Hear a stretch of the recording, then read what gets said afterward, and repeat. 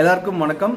இந்த பதிவில் இன்றைக்கி என்ன பேச போகிறோம் அப்படின்னா, தமிழ் அப்படிங்கிற ஒரு ஒற்றை சொல்லை வைத்துக்கொண்டு முன்னாள் முதலமைச்சர் கருணாநிதி எப்படி தன் குடும்பத்தோட வளங்களை பெருக்கிக் கொண்டார் அப்படிங்கிறது சம்மந்தமான ஒரு சில தகவல்கள். அப்புறம் தமிழ்நாடு ஊடகம் அப்படிங்கிறது ஒரு அறியாமையில் சிக்கி தவிக்குது அப்படின்னு ஏற்கனவே நான் சொல்லியிருக்கேன். இது நம்ம நாகரிகமாக இருக்கிறோம் அப்படிங்கிறதுனால அறியாமைங்கிற ஒரு சொல்லை பயன்படுத்துகிறோம். ஆர்எஸ் பாரதி மாதிரி இருந்திருந்தால் அது வேறு மாதிரி சொல்லை பயன்படுத்தி இருக்க வேண்டியிருக்கு. முட்டாள்தனமாக அப்படி கூட ஒரு அநாகரிகமாக பேசியிருக்கலாம். பட் நம்ம அப்படி கிடையாது, நாகரிகமாக நம்ம பேசுவோம். அறியாமை அப்படின்னு வச்சுக்குவோம். இதை பற்றி தான் இன்றைக்கி பேச போகிறோம். வேறு சில தகவல்கள். இப்போ செம்மொழி மாநாடு அப்படிங்கிற ஒன்று, அதை பற்றி நம்ம அது மட்டும் இன்றைக்கி பேசிடுவோம். ஆக்சுவலாக பார்த்தீங்கன்னா உலகத்தமிழ் மாநாடு அப்படிங்கிறது உலகத்தமிழ் ஆராய்ச்சி நிறுவனம்னு ஒன்று இருக்குது. அந்த நிறுவனம் அவ்வப்போது, அதாவது ஒவ்வொரு வருஷமும் சொல்ல முடியாது, அவ்வப்போது நடத்திட்டு இருக்கு. இதில் அறிஞர் அண்ணாதுரை முதலமைச்சராக இருந்தப்போ தமிழ்நாட்டில் நடத்தினாங்க. 1981, 80 அப்படின்னு நினைக்கிறேன். எம்ஜிஆர் முதலமைச்சராக இருந்தப்போ மதுரையில் அந்த மாநாட்டை நடத்தி காமிச்சார். அதுக்கடுத்தது 94, 95 அந்த மாதிரி பீரியடில் ஜெயலலிதா தஞ்சாவூரில் ஒரு உலகத்தமிழ் மாநாட்டை நடத்தினாங்க. 8வது மாநாடுன்னு நினைக்கிறேன். ஆனால் ஜெயலலிதா எம்ஜிஆர் எல்லாம் தமிழ் மாநாட்டை நடத்திட்டாங்களே, நம்ம தமிழ்னு சொல்லிட்டு நாமும் ஒரு மாநாட்டை நடத்த வேண்டும் அப்படின்னு கருணாநிதி முடிவெடுத்து 2006 to 2011 ஆட்சி காலத்தில் ஒரு மாநாடு நடத்துறதுக்கு முடிவெடுக்கிறார். அப்போ இலங்கையில் தமிழர்கள் பெரிய அளவில் அழிக்கப்பட்ட நேரம் அப்படிங்கிறதுனால அதுக்கு ஒரு சோகமான ஒரு காலகட்டம் இது. அதனால் உலகத்தமிழ் மாநாடு நடத்தக்கூடாது, நடத்த மாட்டோன்னு அந்த உலகத்தமிழ் ஆராய்ச்சி மையம் சொல்லிடுச்சு. ஆனால் அந்த ஆராய்ச்சி மையத்துக்கிட்ட, ஆராய்ச்சி நிறுவனத்துக்கிட்ட அப்ரூவல் வாங்காமையே, அவங்களோட இசைவு இல்லாமையே இவர் பாட்டில், கருணாநிதி பாட்டில் கோயம்புத்தூரில் உலகத்தமிழ் மாநாடு நடக்கும்னு அனௌன்ஸ் பண்ணிட்டார். அனௌன்ஸ் பண்ணி அதுக்கான ஏற்பாடுகள் எல்லாம் அதிவேகமாக பண்ணிட்டார். ஆனால் நான் மறுபடியும் சொல்கிறேங்க இல்லைங்க, உலகத்தமிழ் மாநாட்டை நடத்துறது தமிழ்நாடு அரசோ இந்திய அரசோ கிடையாது. உலகத்தமிழ் ஆராய்ச்சி நிறுவனம்னு ஒன்று பிரான்ஸ்லேயும் எங்கேயோ இருக்குது. அதை பற்றி நம்ம பேசுவோம் தொடர்ந்து. அந்த அமைப்பு தான் இந்த மாநாடு நடத்திட்டு இருக்கு. பட் கருணாநிதி தன்னிச்சையாக உலகத்தமிழ் மாநாடு கோயம்புத்தூரில் நடக்கும்னு அனௌன்ஸ் பண்ணிட்டாரு. கடைசியில் அவங்க ஒத்துக்க மாட்டேன்ட்டாங்க. இலங்கையில் தமிழர்கள் கொன்றொழிக்கப்பட்டதா அதை அந்த முன்னிலைப்படுத்தி உலகத்தமிழ் மாநாடு நாங்கள் நடத்துறதுக்கு அனுமதிக்க மாட்டோம் அப்படின்ட்டாங்க. இது எப்படின்னா கருணாநிதியோட முகத்தில் கரிப்பூசல் மாதிரி ஆயிடுச்சு. ஸோ அதை ஓவர் கம் பண்ணுறதுக்கு அவர் என்ன பண்ணினார் அப்படின்னா, அப்போ அந்த மாநாட்டு கருணாநிதி முடிவு பண்ணின மாநாட்டை தமிழ்நாடு அரசு ஒரு மாநாடு நடத்துகிற மாதிரி மாற்றி அதுக்கு செம்மொழி மாநாடுன்னு பேர் வச்சுட்டார். ஆக்சுவலாக செம்மொழி மாநாடோட பின்னணியே உலகத்தமிழ் மாநாட்டை கருணாநிதி நடத்த முடியாத ஒரு இயலாமை தான் அங்கே இருக்குதுங்கிறத மறைச்சு இவர் செம்மொழி மாநாடு ஒன்று நடத்திட்டாரு அப்படிங்கிற மாதிரி பெரிய அளவில் தமிழுக்கு மிகப்பெரிய விஷயத்தை பண்ணிட்ட மாதிரி உலகம் முழுவதும் பறைசாற்றி அதை எவ்வளோ பெரிய கிராண்டாக கொண்டு போயிட்டாங்க. இதில் இன்னொரு உண்மை இருக்குது. இது என்னன்னு பார்த்தீங்கன்னா, உலகத்தில் இருக்கிற எல்லா மொழிகளிலுமே தமிழ் மொழிக்குன்னு ஒரு தனிச்சிறப்பு என்னன்னு கேட்டிங்கன்னா, தமிழ் மொழி உலகத்தில் வேறு எந்த மொழியையும் சார்ந்து இல்லாமல் தனித்தே இயங்கக்கூடிய ஒரே ஒரு மொழி தமிழ் மொழி தான். இது தமிழுக்குன்னு மட்டுமே இருக்கிற ஒரு சிறப்பு. இந்த சிறப்பை வச்சு அந்த உயர்தனி செம்மொழிகள்னு இந்த லாட்டின், கிரீஸு, இது மாதிரி சமஸ்கிருதம் கூட உயர்தனி அதே ஒரு கிளாசிக்கல் செம்மொழி தான் அதுவுமே. ஸோ செம்மொழி அப்படிங்கிறது பல மொழிகளில் ஒன்று. ஆனால் தமிழுக்குன்னு தனித்தன்மையோடு இருக்கிற ஒரே ஒரு விஷயம் என்னென்னா, இந்த விஷயம் எல்லாமே தமிழ் சொல்லில் அதெல்லாம் நம்ம பேசுவோம். தமிழுக்குன்னு இருக்கிற தனித்தன்மை என்னென்னா, உலகத்தில் எந்த மொழியோட ஹெல்ப்புமே இல்லாமல் தனித்து இயங்கக்கூடிய, நம்ம மனசில் என்னெல்லாம் நினைக்கிறோமோ அதையெல்லாம் வெளிப்படுத்தும் அந்த மாதிரி ஒரு தகவமைப்பை கொண்ட ஒரு மொழி அப்படிங்கிறது தமிழோட ஒரு தனிச்சிறப்பு. இதனால் தனித்தமிழ் இயக்கம் நடத்திட்டு இருந்தவங்க ஒரு காலத்தில் கன்னித்தமிழ்னு சொன்னாங்க. ஏன்னா தமிழ் மொழியில் பிற கலப்பினம் எதுவுமே கலப்படம் இல்லை. அயல் மொழி சொற்களோ அல்லது அயல் மொழியிலிருந்து வாங்கின வாக்கிய அமைப்புகள் இது மாதிரி எதுவுமே இல்லைங்கிறனால கன்னித்தமிழ்னு வச்சுட்டு அந்த கன்னிங்கிற சொல் கூட தமிழ் சொல் இல்லை அப்படிங்கிறதுனால தனித்தமிழ் இயக்கம்னு ஒன்று நடத்துனாங்க. ஆனால் கருணாநிதிக்கு அதை புரிஞ்சுக்கிற அளவுக்கெல்லாம் ஒரு ரொம்ப ஆழ்ந்த ஞானம், அறிவுங்கிறது இல்லாதனால அவர் இன்னொன்று என்ன பார்த்தீங்கன்னா, அந்த தனித்தமிழ் இயக்கத்துக்கு கருணாநிதி ஆதரவு கொடுக்கவே இல்லை. அதுக்கு காரணமே என்ன சொல்லிட்டாருன்னா, தனித்தமிழ் இயக்கம் நடத்துகிறவங்க பக்தியை மையமாக வச்சு செயல்படுறாங்க அப்படின்ட்டார். அப்போ அவங்க பக்தியை மையமாக வச்சு செயல்படுறாரு. இவர் ஒரு நாத்திகர் அப்படின்னா அந்த பக்தியை மையமாக வச்சு செயல்படாமல் தமிழ்நாடு கருணாநிதியோட அரசு இருந்தப்போ பக்தியை மையமாக வைக்காமல் தனித்தமிழ் அப்படிங்கிற ஒன்று பண்ணியிருந்தாருன்னா அதை ஏற்றுக்கலாம். பட் அதை அவர் பண்ணவே கிடையாது. ஸோ செம்மொழி அந்தஸ்து தமிழ் மொழிக்கு வாங்கி கொடுத்தாரு அப்படிங்கிறது வந்து பெரிய விஷயம் கிடையவே கிடையாது. ஏன்னா தமிழ் மொழிக்கு செம்மொழி அந்தஸ்து வாங்கணும்னு கர்நாடகாவில் இருக்கிற கன்னட மொழிக்கும் வாங்கிட்டாங்க. ஏற்கனவே உலகம் முழுவதும் 5 மொழிகள் செம்மொழிகளாக இருக்குது. அப்போ தமிழ் மொழிக்கு செம்மொழி அந்தஸ்து வாங்கினது என்ன பெரிய விஷயம்? அது தனித்தமிழ் இயக்கம் நடத்தி உலகத்தமிழ் மாநாட்டை நடத்தி தமிழ் மொழியே உலகத்திலேயே இப்படி ஒரு சிறந்த மொழி அப்படிங்கிற மாதிரி கொண்டு வந்திருந்தான்னு அது ஒரு பெரிய பெரிய விஷயமா பேசலாம். ஸோ இதெல்லாம் வந்து பித்தலாட்டங்கள். தமிழ் மொழியை பயன்படுத்தி அவர் குடும்பம் வளர்வதற்கான நடவடிக்கைகளை மேற்கொண்டாரே ஒழிய, இப்போது சினிமாவுக்கு தமிழில் பேர் வச்சா டேக்ஸ் இல்லைன்னு சொல்லி சொன்னார். சரி, தமிழில் பேர் வைக்கிறதுனா என்னென்னா, இப்போ ஒரு டூயட்னு ஒரு படம் வச்சுக்கோங்களேன். டூயட்னா டூ யா இட் அப்படின்னு எழுதுறது. டூயட்டுங்கிற சொல் தமிழ் சொல் இல்லை. அதை தமிழ் எழுதிட்டா டேக்ஸ் ஃப்ரீயாமா. இது என்னங்க, இது பேர் தமிழா? ஒரு படத்தோட பேர் தமிழ் இருக்கணும், தமிழ் சொற்களை பயன்படுத்தணும். ரெயின்போ கலரில் போய் என்னமோ இப்போ அண்மையில் வந்து இப்போ தற்போதைய முதலமைச்சர் ஸ்டாலின் பேசும்போது சொன்னாருன்னு சொல்லி அது ஒரு சர்ச்சை வந்துச்சு. ஸோ இவங்களுக்கு தமிழ்ல என்னன்னே தெரியாது. இப்போ மிகப்பெரிய இன்னொரு விஷயத்தை பெரிய பெருமையை பேசிட்டு இருக்கிறாங்க. அனைத்து சாதியினரும் அர்ச்சகராகக்கூடிய இது கொண்டு வந்துட்டாங்க. அந்த அர்ச்சகருங்கிற சொல்லே வந்து சம்ஸ்கிருதத்துலேருந்து வந்து சொல்ல அர்ச்சகர் அப்படிங்கிற சொல்லே தமிழ் சொல் இல்லை. இதெல்லாம் இவங்களுக்கு தெரியாது. இவங்களுக்கு தமிழ் மீது உண்மையான அக்கறை கிடையாது அப்படிங்கிறதுக்காக இந்த மாதிரி விஷயங்கள் சொல்கிறேன். இப்போ இது ஒரு பக்கம் இருக்கட்டு. இந்த ஊடகங்கள், ஏன்னா நமக்கு டெய்லி டைம் வந்து ஒரு லிமிட்டட் டைம் இருக்கிறதுனால சின்ன சின்ன விஷயங்கள் 2-3 விஷயம் டெய்லி புது விஷயங்களை பேசணுங்கிறதுக்காக தான் இப்போ ஊடகத்துக்கு போகிறேன். தமிழ்நாடு ஊடகத்தில் வந்து அறிவுங்கிற ஒன்று பெரிய அளவில் இல்லை, முழுக்க இல்லைன்னு சொல்ல முடியாது, பெரிய அளவில் இல்லை அப்படிங்கிறதுக்கு ஒரு 100கணக்கான உதாரணங்கள் சொல்லலாம். இப்போ அந்த சொற்களை பயன்படுத்துறது மட்டும், அதாவது சொற்களை பயன்படுத்துறது ஒன்று, செய்தி எழுதுகிற விதம் ஒன்று, செய்தியை எந்த செய்தி முதல்ல கொடுக்குறது, இது மாதிரி பல விஷயங்கள் இருக்குது. சொற்களை பயன்படுத்துறதுல வந்து ஒரு 2-3 விஷயம் மட்டும் இப்போ சொல்லிடுறேன். டைம் ஆகுது, முடிச்சிடலாம் நம்ம. இப்போது பார்த்தீங்கன்னா, ஒரு கொலை அல்லது கொள்ளை அல்லது பாலியல் வன்கொடுமை இந்த மாதிரி செய்தியெல்லாம் எழுதும்போது இந்த சம்பவங்கள் நடந்ததுனால பொதுமக்கள் அதிர்ச்சி அல்லது அச்சம் இந்த மாதிரி சொற்களை தான் பயன்படுத்தணும். ஆனால் இவங்க பாருங்கள், பரபரப்புன்னு ஓடுவாங்க. இந்த பரபரப்புங்கிற சொல் வந்து எங்கேன்னா, நான் அதை ஏற்கனவே பல முறை ஒரு 100 பேர்கிட்ட பேசியிருப்பேன். அதாவது செய்தி ஆசிரியர்கள், துணை செய்தி செய்தி துணை ஆசிரியர்கள், செய்தி உதவி ஆசிரியர் 100 பேருக்கு பக்கம் பேசியிருப்பேன்.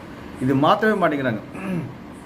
இப்போ திடீர்னு நடிகர் ரஜினிகாந்த் வந்து மவுண்ட் ரோட்டில் ஒரு ஏசி காரில் வந்து திடீர்னு இறங்கி நின்று 10 பேர்கிட்ட பேச ஆரம்பிச்சாரு. அங்கே ஒரு 100 பேர் 200 பேர் 1000 பேர் கூட்டிடுவாங்க. அது வந்து பரபரப்பு.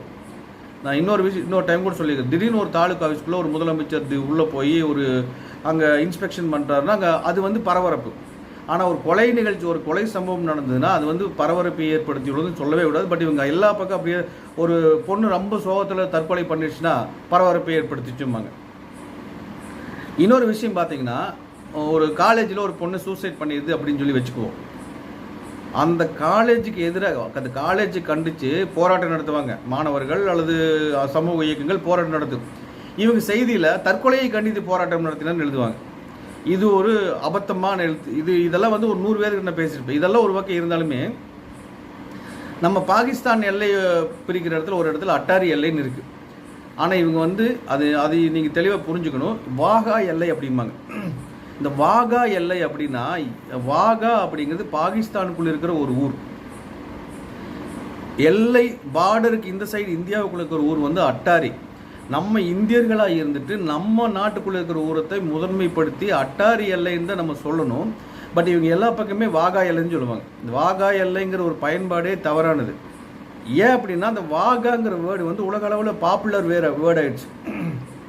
அப்போ நம்ம என்ன பண்ணணும்னா, அட்லீஸ்ட் தமிழ், இப்போ இந்தியா முழுவதுமே வாகா பார்டர்னு சொல்கிறாங்க. நம்ம என்ன பண்ணலான்னா, அட்டாரி எல்லைங்கிற ஒரு பயன்பாட்டை கொண்டு வந்து நம்ம நாட்டுக்குள்ளே இருக்கிற ஊரை முதன்மைப்படுத்தணும்னு சொல்லி, நான்லாம் வந்து செய்தி எழுதின காலங்களில் அட்டாரி எல்லைன்னு எழுதிக்கிட்டேன், வாகா எல்லைன்னு ஒரு நாளும் எழுதுனதில்லை. அதே மாதிரி ஒரு கொலை நடந்துச்சுன்னா பரபரப்பு ஏற்படுன்னு ஒரு நாள் எழுத மாட்டேன். அது ஒரு அதிர்ச்சிங்கிற சொல்ல எதுவுமே பயன்படுது. அதே மாதிரி பொது இடத்துல வந்து ரவுடிகள் எல்லாம் வந்து கூலிப்படையெல்லாம் கொண்டுட்டாங்கன்னா பொதுமக்கள் அச்சம் அப்படின்னு எழுதுவேன் நான். பட் இவங்க வாகா எல்லைன்னு எழுதுறதே தப்பு. இன்னொரு, அதாவது வேர்ட்ஸை பற்றி பேசினா ஒரு 200-300 வேர்ட்ஸ் பேசலாம். நம்ம அவ்வளோ ஒரு 2-3 வேர்ட்ஸ் மட்டும் பேசிடுவோம். அமெரிக்க தலைநகரம் வந்து அதாவது ட்ரம்ப்போட ஆஃபீஸ் ஒயிட் ஹவுஸ் எங்கே இருக்குன்னு பார்த்தீங்கன்னா வாஷிங்டன் டிசின்னு பேர் இருக்குது. அப்படி, அதாவது வாஷிங்டன் டிஸ்ட்ரிக்ட் ஆஃப் கொலம்பியா அப்படிங்கிறது. அது கொலம்பியான்னு பேர் வந்ததில் அந்த கொலம்பஸ் அந்த கிரவுண்ட்லேருந்து வந்துச்சு. இதெல்லாம் நம்ம இன்னொரு டைம் பார்ப்போம். ஆனால் இவங்க வந்து எல்லா நியூஸ்லேயுமே வாஷிங்டன் எழுதுவாங்க. வாஷிங்டன் அப்படிங்கிறது வடமேற்கு கடற்கரையோடும் இருக்கக்கூடிய ஒரு மாநிலம், அமெரிக்காவில் இருக்கிற ஒரு ஸ்டேட், ஒரு மாநிலம் வாஷிங்டன். ஆனால் இவங்க வந்து அமெரிக்கா நியூஸ் எழுதுனா வாஷிங்டன் அப்படி போடுவாங்க. நான் வந்து எந்த ஒரு செய்தியிலையும் வாஷிங்டன் எழுதுனது வாஷிங்டன் டிசி அப்படி தான் எழுதுனது. ஏன்னா அது வந்து வாஷிங்டன் டிசிங்கிறது ஒரு ஊர், அது அமெரிக்காவோட தலைநகர். அது தனி ஸ்டேட் கிடையாது, தனி மாநிலம் கிடையாது. நேரடியாக அந்த அமெரிக்கன் யூஎஸ் கவர்மெண்ட் கண்ட்ரோல்லையும் ஒரு மேயர் கண்ட்ரோல்லையும் இருக்கக்கூடிய ஒரு தனி நகரம் அது. ஸோ அது பேர் வாஷிங்டன் டிசி. பட் ஒரு செய்தியாளரும் அதை வாஷிங்டன் டிசின்னு தமிழ் தொலைக்காட்சிகளில் தமிழ் செய்தியில் எழுதுறதில்ல, வாஷிங்டன் எழுதுறாங்க. வாஷிங்டன் அப்படிங்கிறது ஒரு ஸ்டேட், ஒரு மாநிலம் அது.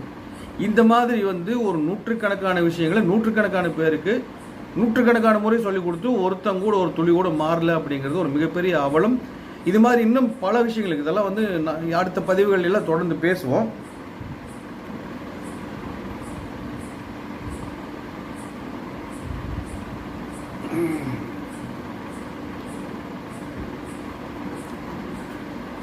அப்புறம் இன்னொன்று பார்த்தீங்கன்னா, ஒரு தமிழில் எழுதுறோன்னு வைங்களே, பறவைகள் வந்ததுன்னு எழுதுவாங்க.